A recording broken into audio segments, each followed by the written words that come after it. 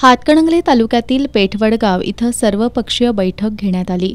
या बैठकीत महालक्ष्मी तलाव आणि वडगावचा पाणी पुरवठा या विषयावर चर्चा करण्यात आली। महालक्ष्मी तलावाच्या परिसरात वाढलेली हॉटेल, दुकानं, फार्म हाऊस, अन्य बांधकामं आणि औद्योगिक वसाहतीमधील प्रदूषित पाण्यामुळे शाहूकालीन महालक्ष्मी तलावाचं अस्तित्व धोक्यात येऊन वडगावकरांना दूषित पाणी पुरवठा होणार आहे।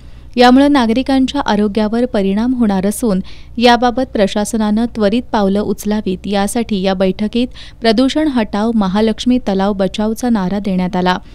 याबाबत पालकमंत्र्यांच्या 5 सप्टेंबरला होणाऱ्या जनता दरबारात निवेदन देण्याचा निर्णय घेण्यात आला।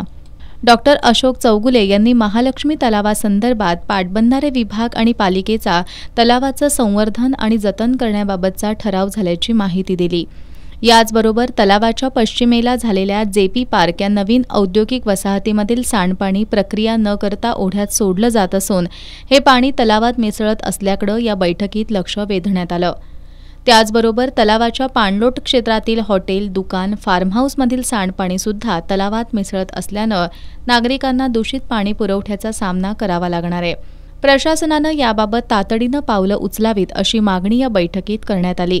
यावेळी माजी उपनगराध्यक्ष सुनील हुक्केरी, विजय शहा, सुधाकर पिसे, संदीप पाटील, सचिन चव्हाण, अक्षय मदने, अभिजित पोळ, खंडेराव मिरजकर, प्रकाश जगदाळे या सर्वांनी महालक्ष्मी तलाव प्रदूषणमुक्त होत नाही तोपर्यंत रस्त्यावर उतरून लढा देण्याची तयारी दर्शवत प्रशासनाविरोधात एल्गार पुकारला।